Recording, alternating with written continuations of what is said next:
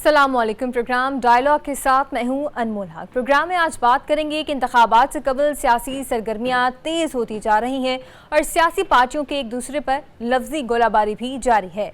ये भी बात की जाएगी कि इंतखाबात के बाद क्या सियासी माहौल होगा पाकिस्तान में। इसके अलावा आसिफ अली जरदारी की जानिब से ये भी कह दिया गया है कि हमें इलेक्शन कमीशन के ऊपर पूरा एतमाद है कि इलेक्शन साफ और शफाफ करवाए जाएंगे। प्रोग्राम में गजा पर इसराइली बर्बरियत का जिक्र भी किया जाएगा कि किस तरह से गजा पर इंसानी जानों का ज़िया जारी है और आलमी इदारे इस पर क्यों खामोश हैं और इस पर किस तरह से सीज़ फायर को मुमकिन बनाया जा सकता है। पैनल पे हमारे साथ मौजूद होंगे अमीर जमात इस्लामी सिराजुल हक साहब, नासिर हुसैन शाह साहब होंगे रहनुमा पाकिस्तान पीपल्स पार्टी से, और सैयद मोहम्मद अली होंगे तज्जियाकार। सबसे पहले नासिर हुसैन शाह साहब से बात करते हैं। बहुत शुक्रिया आपके टाइम का। सर, सबसे पहले तो ये बात कि एमक्यूएम की तरफ से एक मुतालबा सामने आ रहा है। एमक्यूएम चाह रही है कि जो बलदियाती इंतखाबात हैं वो आर्टिकल 140A की अमेंडमेंट के साथ इस चीज़ को फिक्स आउट कर दिया जाए कि जो इंतखाबात हैं बलदियाती वो 90 दिन में मुकर्रर हो जाए। सर, आपकी पार्टी की जानिब से भी इस तरह का कोई मुतालबा सामने आ रहा है या किस तरह से आप देखते हैं एमक्यूएम के इस मुतालबे को? बिस्मिल्लाहिर्रहमानिर्रहीम, अल्लाहुम्मा सल्ली अला मुहम्मद व आले मुहम्मद। जी बिल्कुल, उनका ये मुतालबा बिल्कुल जायज़ है और हम इस मुतालबे की सपोर्ट करते हैं और करेंगे, और 90 दिन के अंदर ही जो बलदियाती इंतखाबात हैं वो हो जाने चाहिए। और इसमें कोई वो दो राय नहीं है। इस तरह के कोई भी मुस्बत मुतालबात या कोई भी किसी की डिमांड हो किसी भी पार्टी की, उसको पाकिस्तान पीपल्स पार्टी एक्सेप्ट भी करती है और इंशाल्लाह उस पर अमल करके भी दिखाएगी। जी ठीक है। सर, आसिफ अली जरदारी साहब ने जो कहा है कि हमें इलेक्शन कमीशन के ऊपर पूरा एतमाद है कि फ्री एंड फेयर इलेक्शंस होंगे, तो सर एक तरफ लेवल प्लेइंग फील्ड ना मिलने का दावा और दूसरी जानिब इलेक्शन कमीशन के ऊपर पूरा एतमाद, तो सर ये दोनों चीज़ें जो हैं वो पैरेलल नहीं चलती, क्योंकि अगर तो इलेक्शन कमीशन के ऊपर एतमाद पूरा है तो फिर इस बात पर भी यकीन होना चाहिए कि हमें लेवल प्लेइंग फील्ड मिलेगी और हम मुकाबला जो है वो बाकी पार्टियों की तरह ही करेंगे जिस तरह से बाकी पार्टियाँ कर रही हैं। देखें, प्रेसिडेंट आसिफ अली जरदारी साहब की इस बात को मुस्बत लिया जाना चाहिए कि वो अपने इदारों का एहतराम करते हैं और उन पर असरअंदाज होने की, प्रेशराइज करने की कोशिश नहीं की जाती। जिस तरह आपको याद होगा कि पीटीआई के लोग फॉरेन फंडिंग केसेस या दीगर चीज़ों में हमेशा अजीब व गरीब बयानात देते रहे हैं। आप जो इससे मिला रही हैं बयान हमारे चेयरमैन बिलावल भुट्टो जरदारी साहब का, लेवल प्लेइंग फील्ड की जब उन्होंने बात की तो उससे ये अख्स कर लिया गया कि वो कोई बहुत बड़ी फेवर चाहते हैं। वो चाहते हैं कि सारी चीज़ें उनके ही अहकामात पर होनी चाहिए। ऐसा बिल्कुल नहीं है। उन्होंने जो बात की, एक तो सीईसी की मीटिंग्स थी उस वक्त, एक कराची में एक लाहौर में, जिसमें कुछ बताया गया था कि जी वहाँ पे तो नई स्कीमें इंट्रोड्यूस कराई जा रही हैं जो केयर टेकर गवर्नमेंट्स हैं, और यहाँ पे जो स्कीमें सैलाब से मुतासर लोगों के लिए जो लास्ट गवर्नमेंट थी उन्होंने बजट में पास की, असेंबली ने पास किया, उसको रोका गया है। एक तो ये बात थी। दूसरी, जब सवाल किया गया कि पीटीआई या दीगर लोगों को उसमें हिस्सा लेने की थी उस वक्त कि जी उनको नहीं लेने दिया जा रहा, जिस पे उन्होंने कहा कि नहीं, सबको ये मौका मिलना चाहिए, लेवल प्लेइंग फील्ड सबके लिए होनी चाहिए। इस बात को फिर इस तरह भी ले लिया गया कि लोग कहने लगे कि जी पीपल्स पार्टी का कोई पीटीआई के साथ अलाइंस करना चाह रहे हैं। ऐसा बिल्कुल नहीं है और ये नामुमकिनात में से है कि हम पीटीआई के साथ कोई इलेक्शन इत्तेहाद करें। और हम अपने ही जो सिंबल है, जो हमारा मंशूर है चेयरमैन बिलावल भुट्टो जरदारी साहब का, बेहतरी का, भलाई का, अमन का, उसके तहत ही जाएंगे। और हमारी लेवल प्लेइंग फील्ड जो है वो अवाम है और 8 फरवरी है, और अल्लाह की मेहरबानी से हम बहुत पुरुमीद हैं कि इस दफ़ा single largest party national assembly में पाकिस्तान पीपल्स पार्टी ही होगी और वज़ीर आज़म चेयरमैन बिलावल भुट्टो जरदारी साहब ही होंगे इंशाल्लाह। सर, राना सनाउल्लाह की जानिब से ये कहा गया है, ये दावा किया गया है कि वो मेजॉरिटी सीट्स के साथ जीतेंगे। 147 में से गालिबन उन्होंने 125 सीटों का जिक्र किया है, तो ये दावा उनकी तरफ से किया जाना, और दूसरी जानिब बिलावल भुट्टो ने ये भी दावा कर दिया कि इस बार जो वज़ीर आज़म होंगे वो एक जयाला होगा, वज़ीर आला भी जयाला होगा। किस तरह से देखते हैं ये बयान? देखें, राना साहब मेरे ज़ाती तौर पर बड़े मोहतरम हैं, لیکن وہ اپنی پارٹی کی بات کریں گے. وہ اب آپ خود دیکھ لیں کہ اتنی کتنی سیٹیں چھوڑی ہیں, جس میں پیپلز پارٹی بھی ہے, آئی پی پی بھی ہے, پی ٹی آئی بھی ہے, اور بہت سارے دیگر, ٹی ایل پی بھی ہے, سب لوگ ہیں کہ وہ اب وہ کہہ رہے ہیں کہ اتنی ہم لے جائیں گے, جو آپ خود اندازہ لگا سکتے ہیں. وہ ان کی ایک بڑک, سیاسی بڑک تو کہہ سکتے ہیں آپ اس کو. کہ ہم لوگ آئیں گے تو سر آپ کے لیے تو پھر پیچھے صرف 16 ہی بچتی ہیں. دیکھیں میں آپ کو ایک عرض کروں کہ اس وقت سب سے زیادہ انتخابات کی ڈیمانڈ کون کر رہا ہے؟ صرف پیپلز پارٹی کر رہی ہے. ہم تو 90 دن میں چاہتے تھے, چلے سینسس کی وجہ سے ڈی لیمیٹیشنز تھیں, کچھ تھا مجبوریاں, چلیں جی اس کو آگے کر دیا گیا. اب 8 فروری چیف اس میں ہوئی ہے, سپریم کورٹ میں جا کے ڈیٹ دی گئی, حالانکہ سپریم کورٹ میں نہیں آنا چاہیے تھا یہ بات. اس سے پہلے ہی الیکشن کمیشن کو یا پریزیڈنٹ الوی صاحب کو یہ ڈیٹ دے دینی چاہیے تھی, جو انہوں نے نہیں دی. تو چلے اب تو 8 فروری کو الیکشن ہوں گے نا. الیکشن کے لیے کہہ کون رہا ہے؟ وہی لوگ کہہ رہے ہیں جو بہت پر امید ہیں. باقی لوگ آئیں بائیں شائیں کر رہے ہیں, تو ہم تو بہت پر امید ہیں کہ دیکھیں سندھ میں ہم سویپ کر کے آ رہے ہیں, ہم تو پہلے سے زیادہ نشستیں لیں گے. جنوبی پنجاب میں ہم زیادہ نشستیں لیں گے 2018 سے. سینٹرل پنجاب میں مقابلہ ہے, یہ جو کھچڑی پکی ہوئی ہے اس کا فائدہ بھی ہم سمجھتے ہیں کہ ہمیں ضرور ہوگا, کچھ سیٹیں وہاں پہ ہوں گی. بلوچستان 2018 میں ہمارے پاس کوئی سیٹ نہیں تھی, اب حالیہ بلدیاتی انتخابات کچھ ماہ پہلے ہوئے ہیں, 11 ڈسٹرکٹ سے زیادہ ہم نے سویپ کیا ہے. بہت سارے الیکٹیبلز پیپلز پارٹی میں جوائن ہوئے کیے انہوں نے.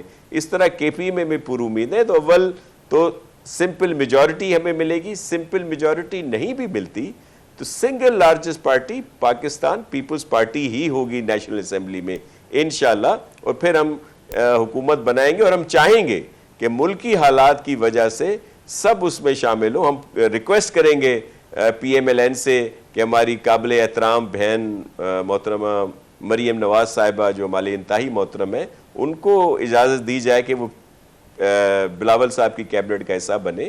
اسی طرح اور بہت سارے جو سینئر لوگ ہیں وہ اس میں حصہ بنے, تاکہ ملک کو بہتر سمت میں لایا جا سکے. جو حالات ہیں وہ نہیں ہے کہ جو پہلے سیاست ہوتی تھی, ایک دوسرے کی لیگ پولنگ کرتے تھے, دھرنا سیاست, کہ معاشی طور پر آگے ہی ہمارا برا حال ہے. تو مزید اس چیز کی معاشی طور پر برا حال ہے, آپ نے تو انہیں دعوت دے دی ہے کہ آپ ہمارے ساتھ مل کر چلیں. سر یہ مل کر چلنا الیکشن سے پہلے پاسبل ہے یہ نہیں؟ اور دوسرا سر, یہ بلاول بھٹو نے تو کہہ دیا کہ مہنگائی لیگ ہے, مہنگائی کی وجہ انہیں قرار دے دیا, تو اس کے باوجود بھی آپ ان کے ساتھ چلنے کو تیار ہیں؟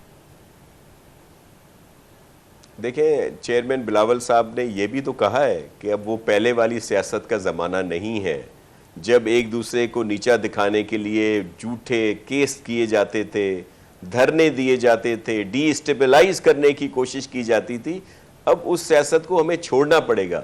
الیکشن, جو اس الیکشن کا کیا بولتے ہیں کہ جی الیکشن لڑ رہا ہے کوئی, تو وہ تو الیکشن لڑنے کے بعد, لیکن یہ کوئی نہیں کہتا کہ سیاست لڑ رہا ہے کوئی.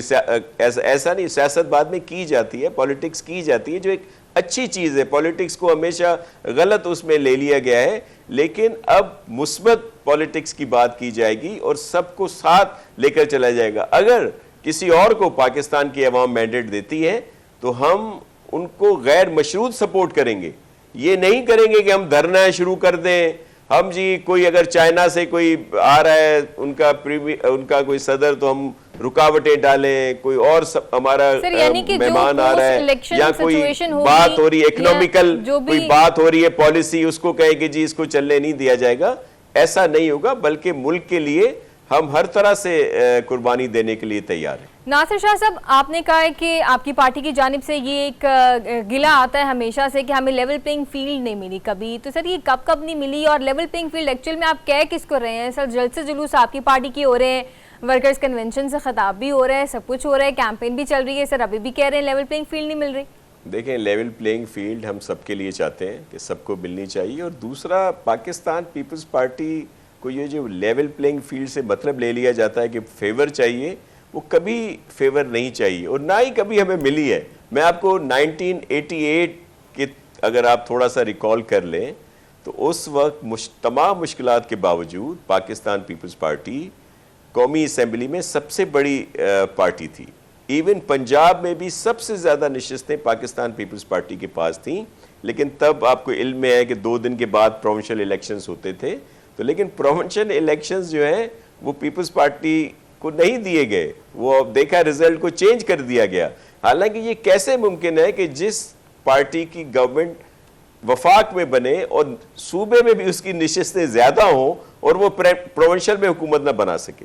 اور اسی طرح پھر آگے بہت ساری کہانیاں ہیں، ہمیشہ جو کچھ پیپلز پارٹی کے ساتھ ہوتا رہا. تو لیکن ان تمام چیزوں کے باوجود ہم حکومتیں پیپلز پارٹی نے بنائی ہیں اللہ کی مہربانی سے اور عوام کی سپورٹ سے. آج بھی ہم جو کہتے ہیں لیول پلینگ فیلڈ، اور ہماری فیلڈ جو ہے وہ 8 فروری کو الیکشن کا ڈے ہے، اور وہ جو عوام نے فیصلہ کیا تو وہ بات ہم کر رہے ہیں. لیکن یہ دیکھیں اس وقت تاثر کیا جا رہا ہے. ہم آپ کو علم بتائیں کہ پی ایم ایل این کے لیے ہمیں بڑا احترام ہے، میاں محمد نواز شریف صاحب کا ہم بہت احترام کرتے ہیں، لیکن یہ جو تاثر دیا گیا جس طرح وہ آئے کیسز کے باوجود، جس طرح ایئرپورٹ پہ کوئی بایو میٹرک کے لیے کوئی پہنچ گئے، پہلے ایسا کچھ نہیں ہوتا تھا، 1 دن کا جلسہ ڈیلے ہو سکتا تھا. یہ عام تاثر ہے جو سوشل میڈیا پہ، آپ کی نیشنل میڈیا پہ بہت سارے لوگوں کے یہ کنسرن ہے. ہم بھی یہی بات کو اگر پوائنٹ کریں تو کہا جاتا ہے کہ جی آپ پی ایم ایل این کے خلاف ہیں، میاں صاحب آئے ہیں تو جی یہ پیپلز پارٹی والوں کے عجیب سے بیانات آ رہے ہیں. ہم ایسا کوئی بیان نہیں دیتے. میں نے پہلے بھی کہا کہ جو وہ ہمارے بیان ہیں جس میں ہم کہتے ہیں کہ میاں صاحب کو ویلکم کرتے ہیں، شاندار جلسے میں مبارک دیتے ہیں، یہ بھی ہمارا اسٹانس ہے کہ میاں صاحب کو جس کیس میں سزا دی گئی بیٹے سے تنخواہ نہ لینے کے، وہ بالکل غلط تھا. ان پر بہت سارے غلط کیسز بنائے گئے. یہ ہمارا اسٹانس رہا ہے، اس کو کبھی ہائی لائٹ نہیں کیا جاتا، بلکہ یہ دوسری باتیں کی جاتی. یہ الیکشن میں اس طرح کے بیانات ادھر سے بھی آتے ہیں، ہماری طرف سے بھی آتے ہیں. یقیناً بیانات جو ہے وہ ان کا آنے کا سلسلہ رہتا ہے اور رہے گا بھی. سر آپ کہہ رہے ہیں کہ لیول پلینگ فیلڈ جو ہے جیسے باقی پارٹیوں کو ملی ویسے نہیں ملتی، یا اس بیان کو جو ہے وہ کسی اور طریقے سے لیا جاتا ہے. اگر اس کے برعکس دیکھا جائے تو پی ٹی آئی کو تو جلسے جلوس کرنے کی بھی اجازت نہیں مل رہی. آپ سمجھتے ہیں کہ یہ نہ ہونا کہ ایک پارٹی، سیاسی پارٹی جو ایک کہہ لیں کہ میجورٹی کے ساتھ ایک وقت میں الیکشن جیت چکی ہے اور جس کے جو قائد ہیں وہ وزیر اعظم بھی رہ چکے ہیں، اور ایک وقت یہ آ گیا کہ ان کو جلسے جلوس کی اجازت نہیں مل رہی، تو سر یہ نان ایکوالٹی والی بات نہیں ہے؟ لیول پلینگ فیلڈ نہ آنے کا جو ہے وہ گلہ تو یہ ان کی جانب سے بھی آنا چاہیے کہ لیول پلینگ فیلڈ نہیں مل رہی. دیکھیں چیئرمین بلاول صاحب نے تو یہ کہا ہے کہ پی ٹی آئی کو مکمل طور پر یہ موقع ملنا چاہیے الیکشن میں. لیکن جو آپ نے بات کی کہ وہ جو پرائم منسٹر صاحب ہیں وہ بڑی اکثریت سے آئے، وہ تو دی انمول رتن تھے. آپ نے دیکھا کہ کس طرح ان کو جتایا گیا، وہ آر ٹی ایس، اور اب تو ساری چیزیں سامنے آ گئیں. خود ان کے ساتھ جو رہنما تھے، جو ان کے ساتھ تھے، بہت تقریریں کیا کرتے تھے ان کے حق میں، وہ خود بتا رہے ہیں کہ ہمیں پتہ ہی نہیں تھا صبح کو ہم جیت گئے. یا جس طرح اس وقت ان کو سپورٹ کی گئی، جس طرح دوسروں کو سختیاں کی گئی، مثال میاں صاحبان پر، اسی طرح پیپلز پارٹی پر بھی بڑا کڑا وقت تھا. ہمارے بہت سارے دوست جیلوں میں تھے، وہاں سے جیت کے آئے. نااہل قرار دے دیا گیا ہمارے بہت سے رہنماؤں کو. آپ نے دیکھا پنجاب میں رزلٹ چینج کر دیے گئے، even P M L N کے تو کیے گئے، پیپلز پارٹی کے بھی رزلٹ چینج کر دیے گئے. مخدوم فیصل صالح جیتے ہوئے تھے، ان کو بعد میں 200-300 ووٹوں سے ہروا دیا گیا. اور بہت سارے اس طرح کے میں آپ کو گنوا سکتا ہوں. یہ تو ہوا بھری گئی تھی، بلکہ اس کے باوجود ان کی حکومت نہ وفاق میں بن سک رہی تھی نہ ہی پنجاب میں بن رہی تھی. پھر وہ آزاد لوگوں کو پھر بہت سارے لوٹے وہاں بھیج دیے گئے. پھر آپ نے دیکھا کہ کس طرح الائنس بنائے گئے، اور وہ الائنس پہلے دن سے ان کے طرز حکومت کے مخالف تھے، لیکن ظاہر ہے ایک ادارے کی طرف سے ان کو سپورٹ تھی. جس دن وہ ادارہ اے پولیٹیکل ہوا، وہ سارے ان کے الائنس ہٹ گئے، اور پہلی دفعہ ایک وزیر اعظم نو کانفیڈنس کے ذریعے ہٹایا گیا. سر یہ تو پچھلے الیکشنز کے بعد چل رہی ہے نا، لیکن اگر ابھی کے الیکشنز کی بات کی جائے جو 8 فروری کو ہونے ہیں، تو سر یہ غیر منصفانہ بات نہیں ہے کہ انہیں اس طرح سے گراؤنڈ نہیں مل رہا جس طرح سے باقی سیاسی جماعتوں کو مل رہا ہے؟ دیکھیں میں آپ کو عرض کروں کہ جو لوگ 9 مئی کے واقعے کے ذمہ دار ہیں، جو اس کے منصوبہ ساز ہیں، جنہوں نے لوگوں کے ذہنوں کو خراب کیا، ذہنوں میں نفرت بھری، بدتمیزی بھری، شدت پسندی بھری ان کو تو بالکل سزا ملنی چاہیے، لیکن جو دوسرا پارٹی کیڈر ہے اگر وہ ان سے اس سوچ سے لا تعلقی کا اظہار کرتا ہے تو ان کو بالکل ہر طرح سے اختیار ہو. دیکھیں ایم کیو ایم بھی ہے نا، ایم کیو ایم کے وہ جو قائد تھے جن کے لیے وہ کہتے تھے کہ ہماری جان بھی قربان ہے اور کچھ نہیں چاہیے صرف قائد چاہیے، لیکن جب اس وقت کی جو ایم کیو ایم پاکستان ہے جس کو میں کبھی کبھی ٹھاکر کی پارٹی کہتا ہوں کیونکہ وہ رینجرز والے ٹھاکر صاحب تھے، وہ لے گئے تھے بعد میں صبح کو اناؤنس ہو گیا ایم کیو ایم پاکستان، لیکن چلے انہوں نے لا تعلقی تو کی نا اپنے اس قائد سے جس کے اوپر جان دیتے تھے، اس سے لا تعلقی کی، اس سے انہوں نے کہا اس کے خلاف خود اپنی اسمبلی میں انہوں نے قراردادیں موو کی کہ جی ہم اس کے خلاف ہیں. اگر اس طرح کی پی ٹی آئی آج اپنے اس چیئرمین کے خلاف جس نے لوگوں کو اکسایا کہ جی ایچ کیو پہ حملہ کریں، جس نے لوگوں کو اکسایا کہ کور کمانڈر ہاؤس پہ حملہ کریں، جناح ہاؤس پہ حملہ کریں، اور اس سے بڑھ کر جو ہمارے شہداء ہیں ان کی یادگاروں کی تذلیل کریں، ان کی نشانیوں پر اس طرح کی وہ جو کچھ اس دن ہوا جس پہ صرف انڈیا خوش ہوا تھا، انڈیا کا نیشنل میڈیا اور سوشل میڈیا اس دن خوشیاں منا رہا تھا، پاکستانی رو رہے تھے. وہ اس جو اس کا قائد ہے اس سے وہ بھی کر لیں علیحدگی، آ جائیں، ان کو ہر طرح سے اجازت ہونی چاہیے، لیکن ان سب چیزوں کے باوجود as a party P T I کو الیکشن میں حصہ لینے کی، ان کے سمبل کی اجازت ہونی چاہیے، لیکن ان کو جو کیسز ہیں، جو لوگ 9 مئی کے واقعے میں ملوث ہیں، ان کو فیس اپنے کیسز کرنے پڑیں گے. جس کو اجازت ملتی ہے وہ الیکشن میں آئے. اور میں آپ کو یہ بتا دوں کہ ہم کبھی بھی پی ٹی آئی سے خائف نہیں ہیں. پیپلز پارٹی نے تو اس وقت بھی جب بائی الیکشن ہوتے تھے تو ہم نے ملیر بھی جیتا، ہم نے ملتان بھی جیتا، اور اس کے بعد جب یہ پرائم منسٹر تھے، یہاں بلدیاتی انتخابات ہوئے تھے 4 ڈویژن میں ان کے پرائم منسٹر ہوتے ہوئے، وہ بھی ہم نے سویپ کیے تھے. اور باقی ڈویژن میں بعد میں ہوئے. آپ نے دیکھا کہ جو ان کے میئر کے کینڈیڈیٹ تھے یا جو ایم پی اے تھے سٹنگ، انہوں نے اپنی پولنگ ہاری تھی، اپنی یونین کو یو سی سے وہ لوگ ہار گئے تھے. پنجاب میں اگر بات کی جائے، ہوا بھری گئی تھی. پنجاب میں اگر اسپیسیفکلی بات کی جائے تو پیپلز پارٹی کتنی پر امید ہے کہ کتنی سیٹیں جو ہیں وہ حاصل کر سکے گی؟ دیکھیں ہم جنوبی پنجاب سے تو بہت زیادہ سیٹیں لے رہے ہیں، اسی طرح سینٹرل پنجاب سے بھی ہم 10-15 ایکسپیکٹ کر رہے ہیں. اور میں آپ کو اسی لیے تو کہہ رہا ہوں کہ ہمارے پاس پورا فگر ہے کہ سندھ سے ہم ایک بڑا چنک لا رہے ہیں. جتنی پہلے ہمارے پاس سیٹیں تھیں اس سے زیادہ سیٹیں ہم لا رہے ہیں، کیونکہ ہم شہری علاقوں کو بھی سویپ کر رہے ہیں. پہلی دفعہ میئر کراچی پیپلز پارٹی کا ہوا ہے، حیدرآباد کا شہر کا میئر جو ہے وہ پیپلز پارٹی کا ہے، اسی طرح میرپور خاص کا، دیگر جگہوں کا.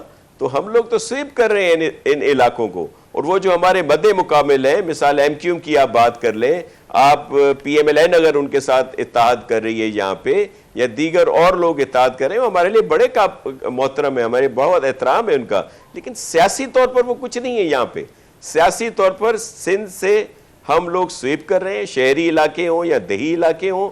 پھر جنوبی پنجاب ہے، بلوچستان میں بہت اچھا چانس ہے، سینٹرل پنجاب سے ہمیں 10-12 کی بہت پر امید، آپ دیکھیے گا اس سے زیادہ نشستیں ملیں گی. کے پی میں ہمیں ملیں گی. اس لیے تو میں کہتا ہوں کہ نہ لاہور سے نہ کسی اور آستانے سے اگلا وزیر اعظم ہوگا بس لاڑکانہ سے، اور انشاءاللہ یہ ہوگا اور آپ کو سرپرائز ملے گا. چلیں سر یہ دیکھتے ہیں کہ اگلا وزیر اعظم کہاں سے ہوگا. پاکستان پیپلز پارٹی کے رہنما ناصر حسین شاہ ہمارے ساتھ موجود تھے. سر بہت ٹائم کا یہاں وقت ایک بریک کا، ہمارے ساتھ رہیے گا. ویلکم بیک جی. بریک کے بعد بات کریں گے غزہ پر جاری اسرائیلی بربریت کی. غزہ میں اسرائیل کی صفاقانہ کارروائیاں بھی جاری ہیں اور اس پر عالمی ادارے ابھی تک خاموش نظر آتے ہیں. مزید اس پر بات کریں گے. ہمارے ساتھ موجود ہیں سید محمد علی، تجزیہ کار ہیں. سر بہت شکریہ آپ کے ٹائم کا. سر سب سے پہلے تو یہ کہ OIC کا اجلاس بلایا گیا، تمام جو مسلم ممالک کے سربراہان تھے اس میں انہوں نے شرکت کی، قرارداد کو پیش کیا گیا اور یہ مطالبہ بھی کیا گیا کہ سیز فائر اب کیا جائے، لیکن اس کے بعد کوئی پیش رفت نظر نہیں آئی. کیا کہیں گے اس پہ؟ بہت شکریہ جی. دیکھیے یہ جو جنگ ہے یہ بنیادی طور پہ اگر سمجھا جائے تو 4 محاذوں پہ لڑی جا رہی ہے. ایک محاذ تو انسانیت کا محاذ ہے جو کہ غزہ کے اندر ہے، اور دوسری طرف جو ہے وہ آپ کو ظلم بربریت نظر آ رہی ہے.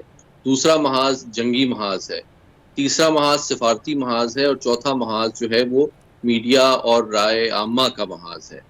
تو میں سمجھتا ہوں کہ جو صورتحال ہے وہ چاروں محاذوں پر مختلف ہے، لیکن یہ جنگ کب تک چلے گی، کیا شکل اختیار کرے گی، بند ہوگی یا نہیں ہوگی، کب تک ہوگی، اس میں یہ چاروں محاذوں کی صورتحال کو سمجھنا ضروری ہے۔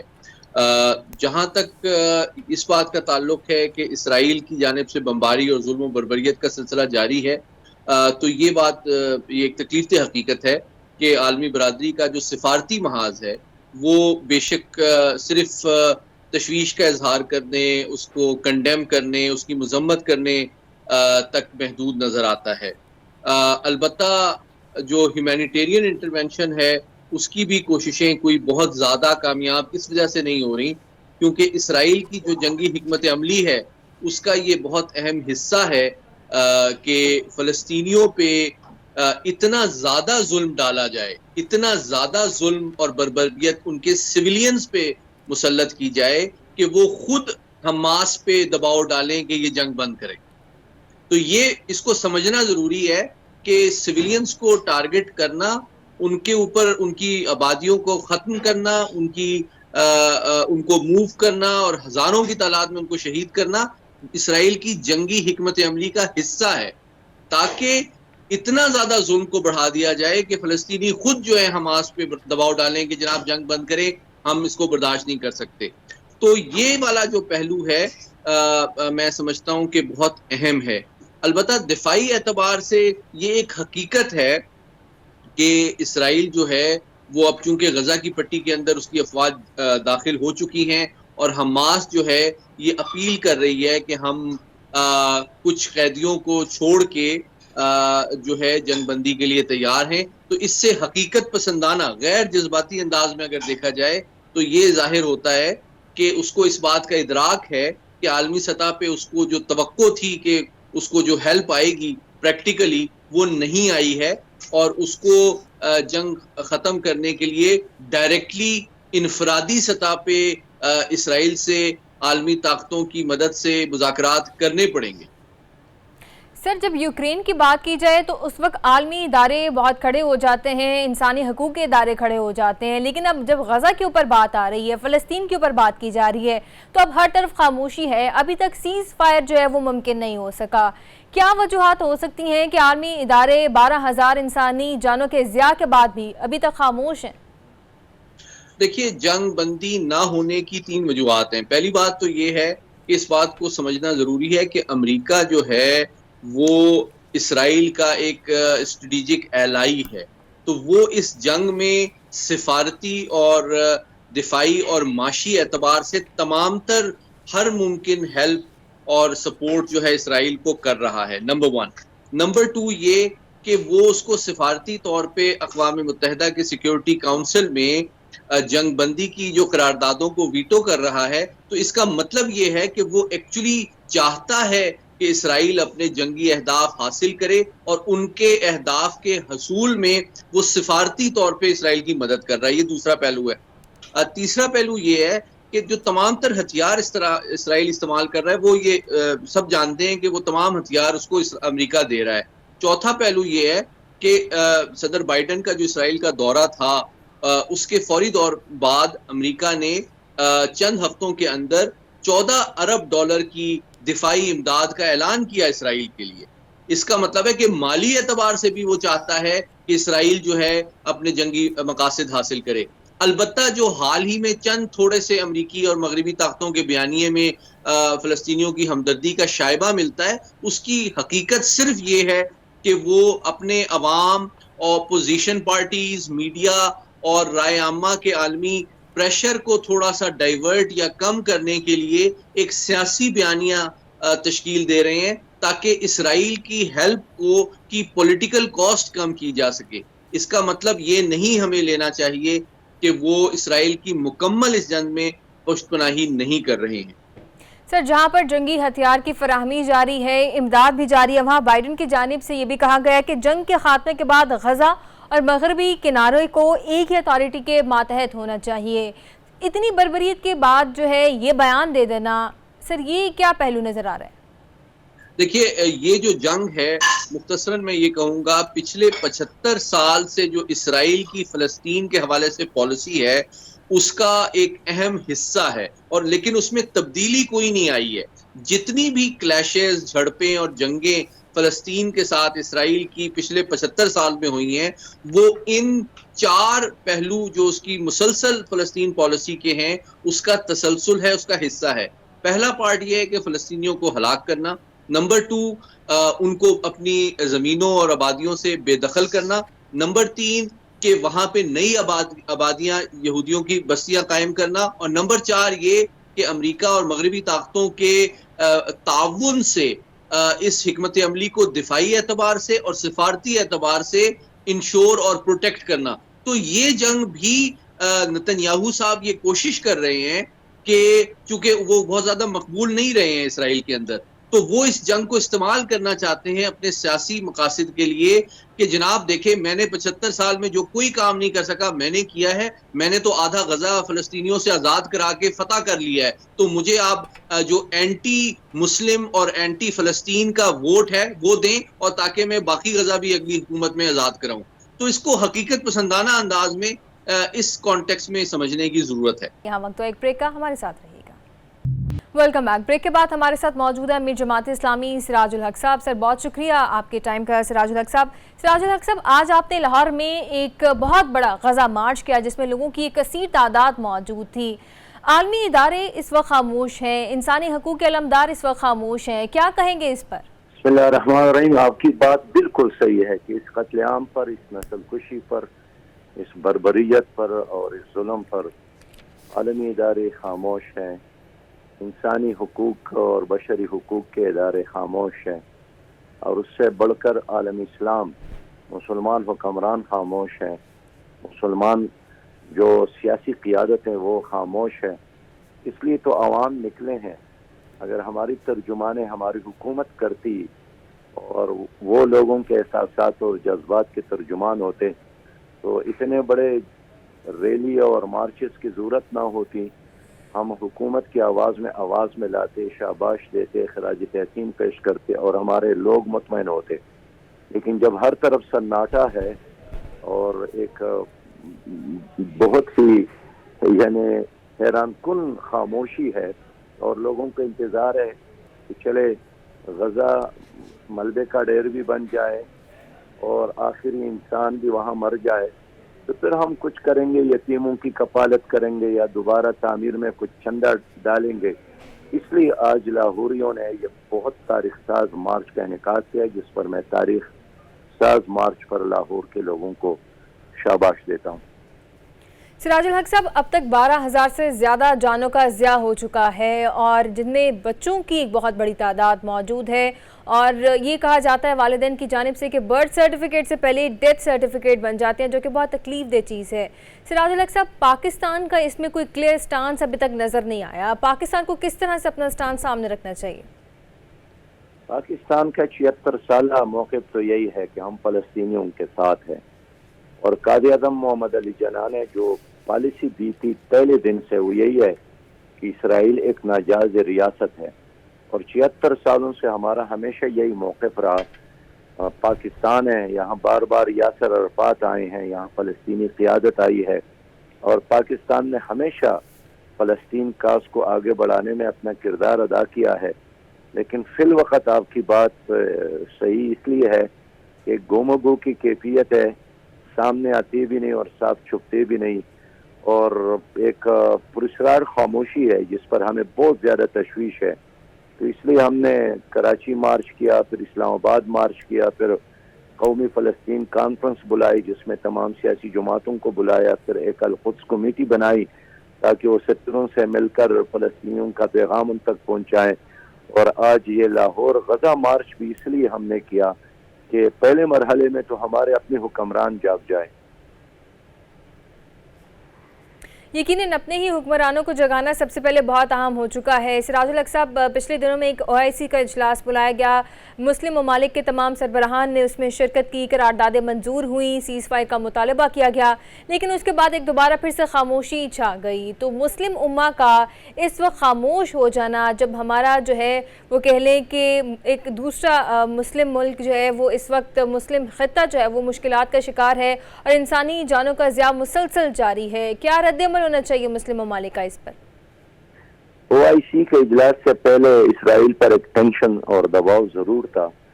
مسلمان حکمران آپس میں ملیں گے تو وہ اسرائیل کے خلاف کوئی متفقہ ایسا لائحہ عمل ترتیب دیں گے جس سے اسرائیل پر مزید دباؤ بڑھے گا.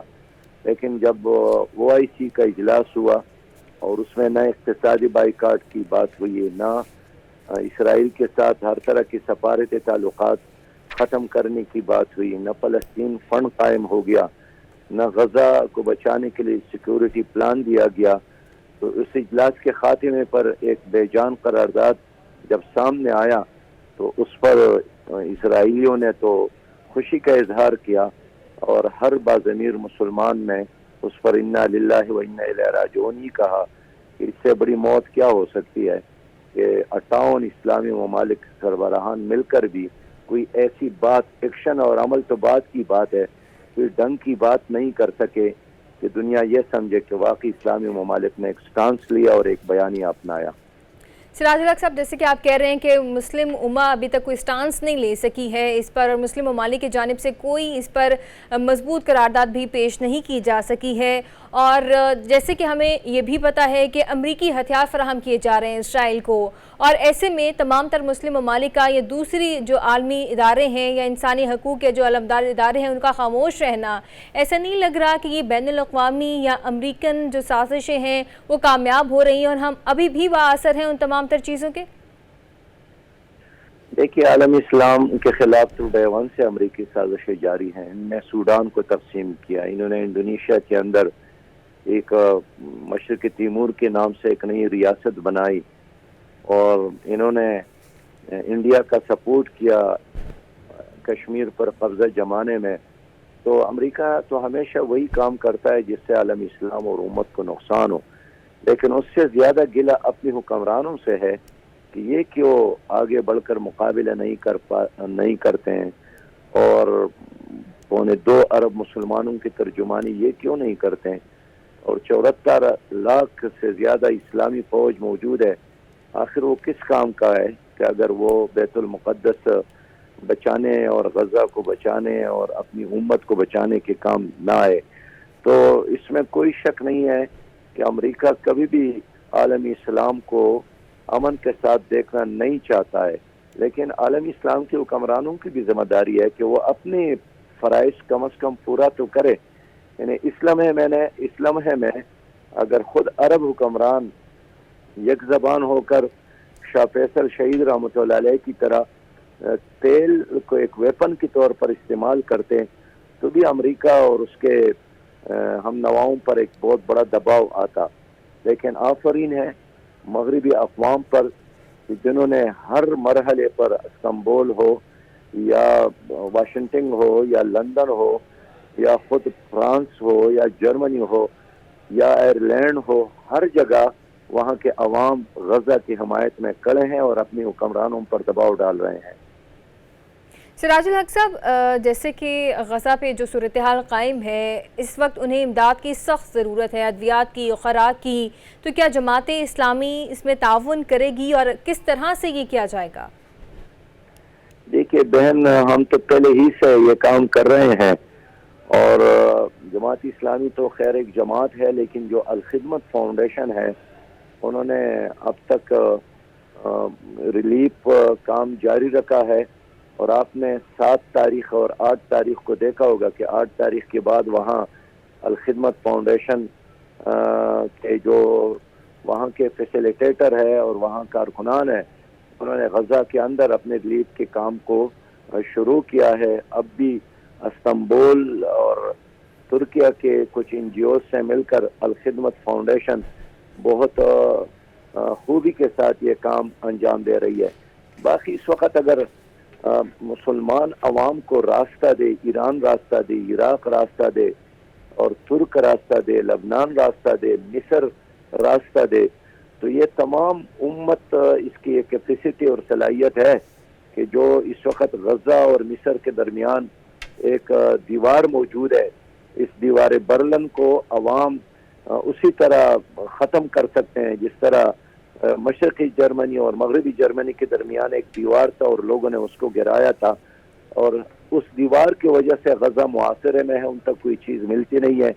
یعنی لوگ بتاتے ہیں، وہاں کے دوستوں نے بتایا کہ پہلے 500 ٹرک اس گیٹ سے روزانہ اندر جاتے تھے غزہ کے لوگوں کی ضروریات لیے پہنچانے کے لیے، لیکن اب وہاں روزانہ کوئی 2 3 4 5 ٹرک جاتے ہیں. آپ خود سوچئے کہ 25 لاکھ آبادی کے لیے 5 ٹرکوں کا ایک سامان اگر مل بھی جائے تو وہ تو ایک ان کے منہ میں زرہ کے برابر بھی نہیں ہے. لیکن میں سمجھتا ہوں کہ اب بھی اگر مسلمان حکمران، خصوصاً وہ حکمران جن کے سرحدات غزہ کے ساتھ ملتے ہیں، وہ جرأت کا مظاہرہ کرے، آگے بڑھے اور انیشیٹو لے کر ان تک امدادی سامان پہنچانے کا اہتمام کرے تو کافی حد تک یہ مسئلہ حل ہو سکتا ہے. امیر جماعت اسلامی سراج الحق ہمارے ساتھ موجود تھے اور قائم جو صورتحال ہے اس پر اپنے خیالات سے اظہار بھی کر رہے تھے. یقیناً تمام مسلم امہ کو اکٹھا ہو کر جو غزہ پر اس وقت ظلم و جبر جاری ہے اس کے خلاف اقدامات کرنے چاہیے تاکہ انسانی جانوں کا ضیاع جو ہے وہ رک جائے. پروگرام ڈائیلاگ کے ساتھ آج کے لیے اتنا ہی. اپنا بہت سا خیال رکھیے گا. مجھے اجازت دیجیے. اللہ حافظ.